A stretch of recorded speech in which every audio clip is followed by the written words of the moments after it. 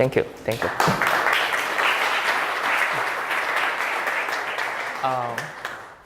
Feliz Año Nuevo. So, as you can, thank you. Happy New Year. As you can tell from my awful pronunciation, that's the only Spanish I know. So let's go to the real English section. My title is Augmented Compound Urban Temperature Extreme, and the single name is Acute. It means very serious. We need to be very careful about that. And today I'm trying to make an argument, a very simple argument. Just for the photo. Oh, okay. A very simple argument that it...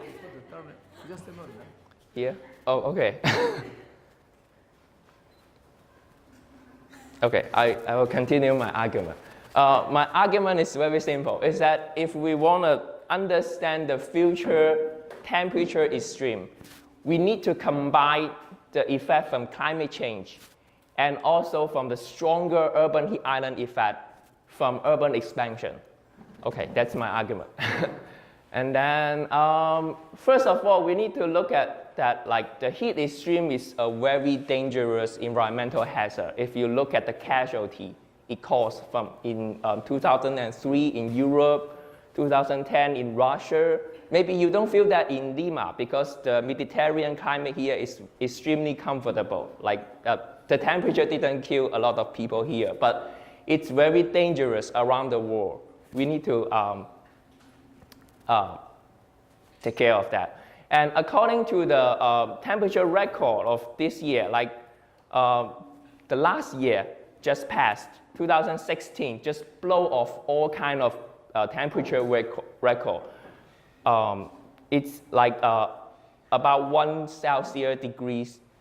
degree Celsius higher than any historical record. And according to the global climate model, like maybe it's very difficult to see here. The whole world will experience about 3 to 5 degrees of warming, especially in the high latitude. But that's not the whole story, because there are two figures. On the left is the intensity of an urban heat island effect. It's the temperature difference between the city and the surrounding area. And on the vertical axis is the temperature. And on the horizontal axis is the population. But be careful, it's the log scale, not the normal scale. So it goes from 10 to 100,000, 10,000, 100,000. Okay, on the right-hand side is the forecast of future urban population growth. If you combine them together, we can see that all the little dots will move to the upper right, and the urban heat island effect will become stronger in the future in all the cities all over the world if we look at this figure. If we combine these two figures. That's my argument. We need to think about the global climate change and the regional urban heat island effect in order to understand what is the real temperature change that we will live in, because most of the people will live in the cities in the future. And so the global climate change is caused by greenhouse gas emission. However, the urban heat island effect is caused by regional, local urban expansion. So there are numbers of forecasts about future climate change, different scenarios about how the temperature will change depending on our economic system, our transportation, production, how much carbon emission we will put into the atmosphere. On the other hand, this SSP is called Shared Socio-Economic Pathway. It's about how our society develop, the economy. It's relatively different from how we, these are just the economic growth and population growth. This scenario will determine how much urban expansion will happen in the future, how big the cities are growing. So if we have to combine these two types of scenario in order to understand the final consequence of temperature increase in the city. These are just the very early results that I got from in the summer. And if you look at, maybe it's difficult to see from the legend. If the dark red dot represent like about 8 degrees increase, and the orange one represent about 2 degrees, and the green one represent like a decrease of temperature. And you can see, like, and the size of the dot, it's proportional to the size of population and the area of the city. Okay, that's the result I got. So I will talk a little bit about how did I generate that result. First of all, I have to do an urban expansion forecast to see which city will grow faster than other cities. And I will use this model. I won't go into too much detail about the model, but basically, the land area of the future urban growth depends on GDP per capita. And also the location of the new urban land depends on the slope, the proximity to major road, and also the original land use, the geographical factors. What's more, we have to also control using the Gibret's law to control which city will grow faster than the other. This one is a very important figure in urban study. It's the relationship between the log of the population and the log of the rank. So basically, it's kind of difficult to understand the figure, but basically, it's like the biggest city will be twice as big as the second biggest city, and about 3 times as big as the third biggest city. So it's also, if you rank all the city and you go from the biggest one to the smallest one, and the size will decrease at a log scale from 100,000 to 10,000 to 1,000, something like that. Okay, so how do we generate that kind of patterns? Is that there's a basic principle, is that the bigger city, they grow faster, just like people. The rich people, they can get more money faster than the poor people. Same for cities. The bigger city, it's very easy for Lima to grow like very fast, but relatively difficult for Tarapoto maybe, Cusco. That's the only 3 cities I know in Peru. Okay, but that's basically the pattern of size and the rank of cities. So these are the forecasts of future urban area. So you can see most of the growth will happen in China, India, and Africa, but not much in South America because the urbanization rate here is already pretty high.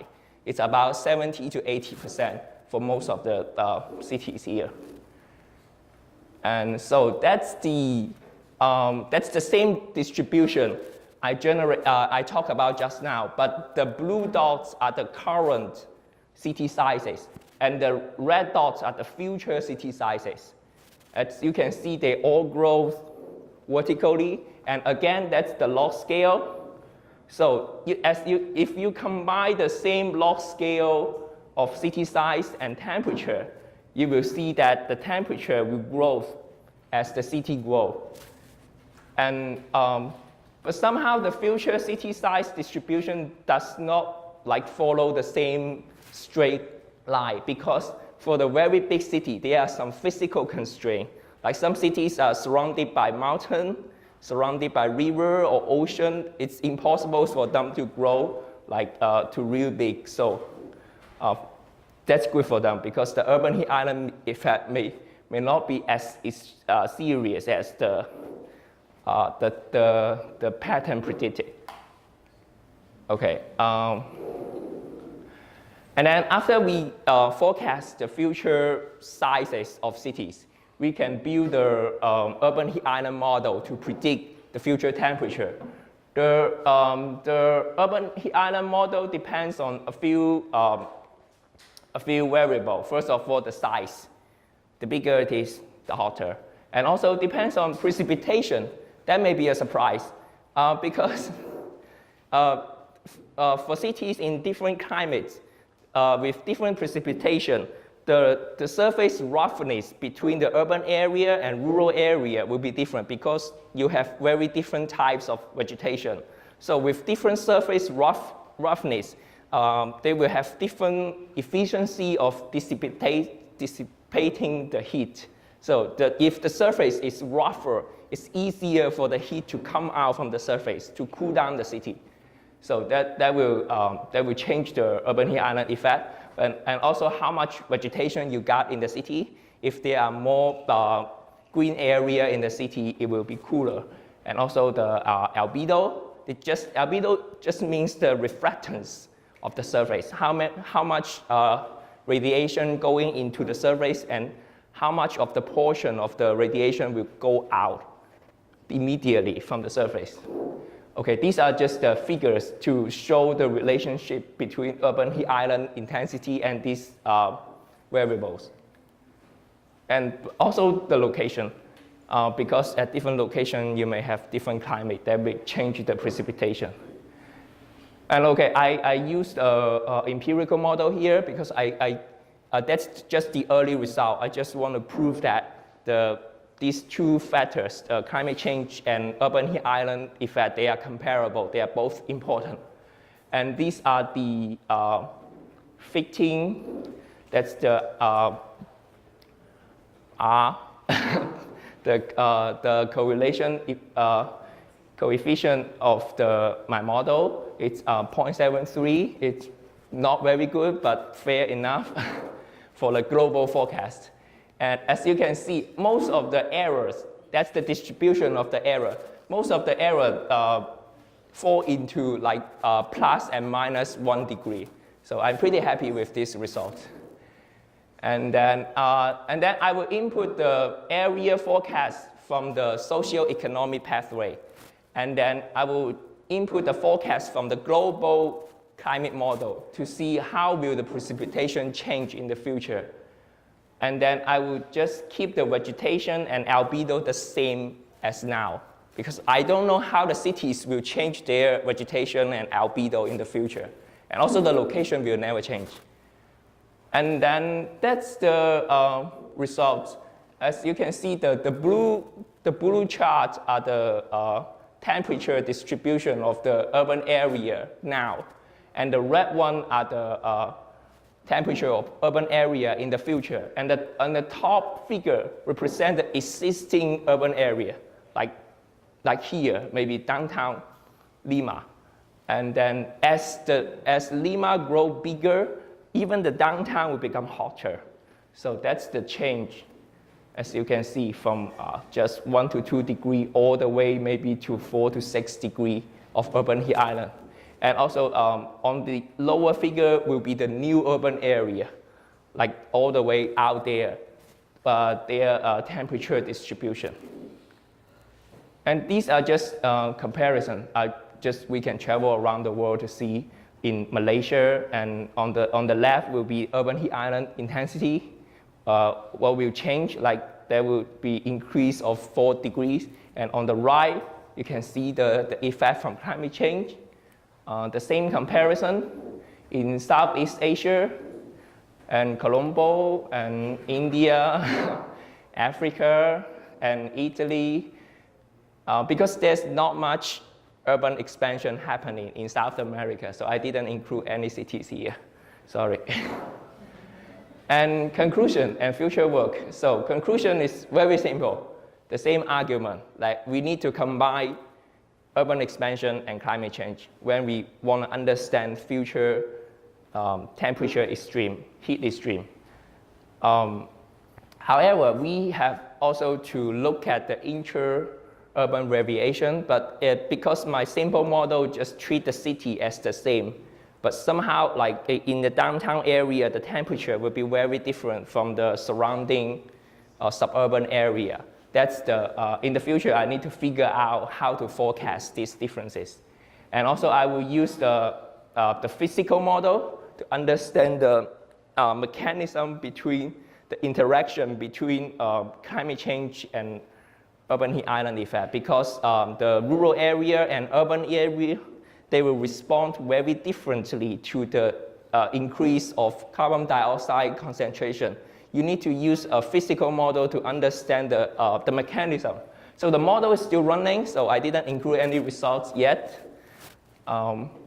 And why do you care about like the extra 1 or 2 degree? There's a very important implication from public health. This paper coming out 2 years ago, as you can see, as the temperature increase, this line represents the death rate. There's a non-linear increase of death rate according to temperature. So the additional 1 or 2 degree may double or quadruple the casualties of extreme temperature.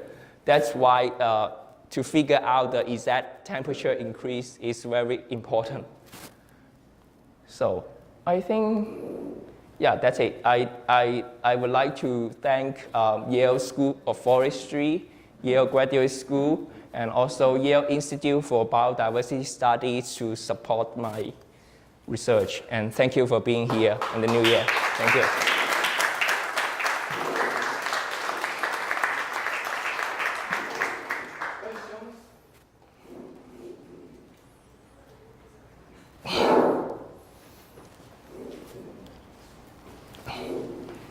Hola.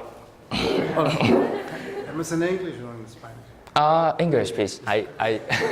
I'm not good at Spanish. Okay, first of all, my congratulations. I'm very impressed about your content you Thank you. said to us.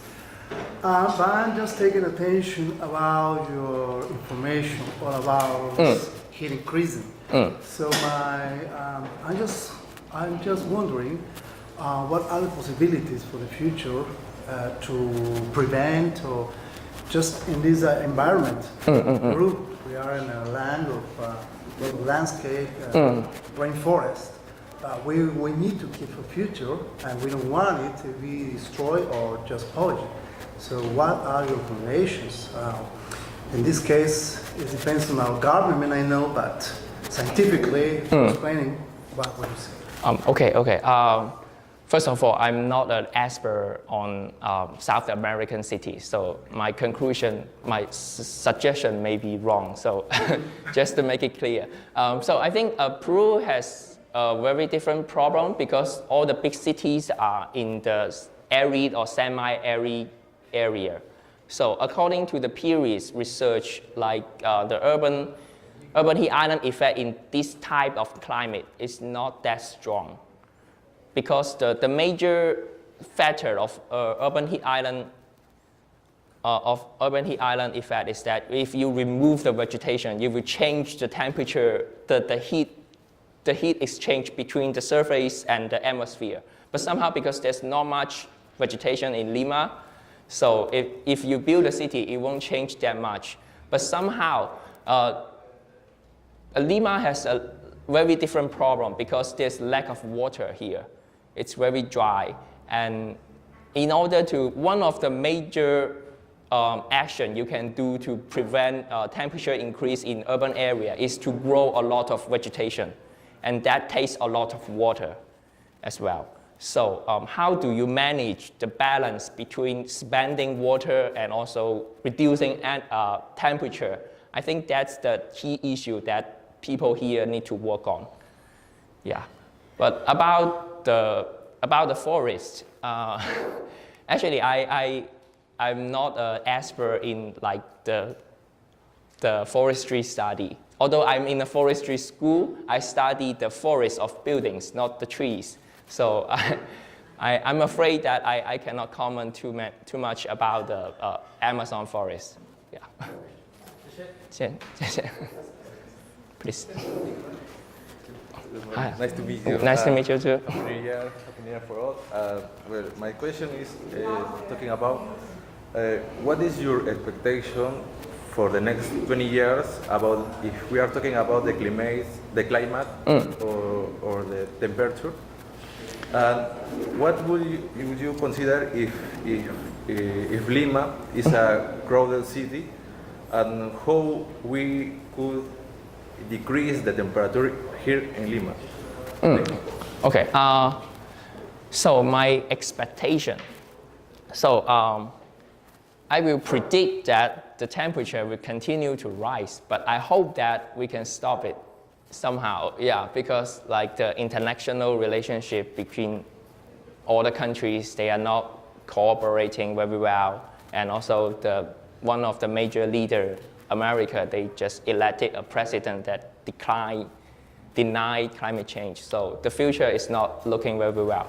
But for Lima, I think, as I have talked about, that you need to think about the balance between how much water you are willing to spend on vegetation and how much temperature you want to decrease. And then after you figure out this trade-off, and then you have decided how much water you can afford to reduce the temperature. And I think then people need to work on this chart on the public health surface. What kind of surface can you provide to the people so that even though the temperature is very high, you can still reduce mortality.